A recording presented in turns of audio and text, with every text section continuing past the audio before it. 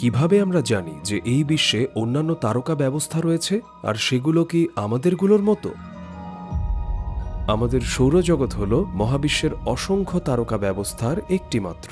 শুধু আমাদের গ্যালাক্সিতেই ৪,০০০-এর বেশি গ্রহমণ্ডল আবিষ্কৃত হয়েছে। তাদের বেশিরভাগ এত দূরে যে টেলিস্কোপ দিয়ে কেবল তাদের তারকাগুলো দেখা যায়, গ্রহগুলো নয়। তাহলে আমরা কিভাবে জানি ওখানে গ্রহ আছে? অনেক গ্রহ আবিষ্কৃত হয়েছে একটি পদ্ধতিতে, যাকে বলা হয় ট্রানজিট পদ্ধতি। এটা বোঝাতে আমরা সূর্যগ্রহণের উদাহরণ ব্যবহার করতে পারি। যখন চাঁদের কক্ষপথ তাকে সূর্য আর আমাদের মাঝে এনে দেয়, তখন চাঁদ পৃথিবীর উপর ছায়া ফেলে। যখন এটি পুরোপুরি সূর্যকে ঢেকে দেয়, তখন আমাদের এখানে অন্ধকার হয়ে যায়। একইভাবে যখন কোনো দূরবর্তী গ্রহ তার তারা আর আমাদের মাঝখান দিয়ে অতিক্রম করে, তখন সেই তারা থেকে আসা আলো কিছুটা ম্লান হয়ে যায়। টেলিস্কোপে সেটি হালকাভাবে টিমটিম করে ওঠে। এই ট্রানজিট পদ্ধতি ব্যবহার করে এমনকি দূরের গ্রহে বায়ুমণ্ডল আছে কিনা সেটাও নির্ণয় করা যায়।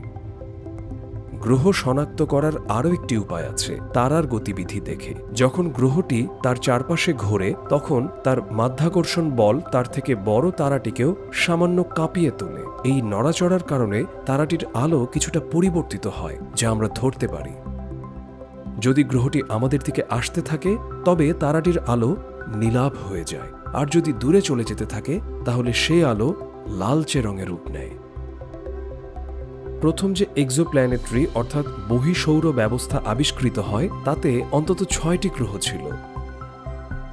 আমাদের সূর্যের চারপাশে ৮টি গ্রহ ঘুরে, 4টি পাথুরে গ্রহ কাছাকাছি আর 4টি গ্যাসের দৈত্য কিছুটা দূরে কক্ষপথে ঘোরে। একদম আমাদের সৌরজগতের মতো আর কোনো গ্রহমণ্ডল এখনো আবিষ্কৃত হয়নি। তবে একটি ব্যবস্থার সঙ্গে কিছুটা মিল পাওয়া গেছে, যেটি পৃথিবী থেকে প্রায় ২৫০০ আলোকবর্ষ দূরে। সেই ব্যবস্থার নাম কেপলার 90 এবং এটিতেও ৮টি গ্রহ রয়েছে। ভিতরের দিকে পাথুরে গ্রহ আর বাইরের দিকে গ্যাসীয় গ্রহ।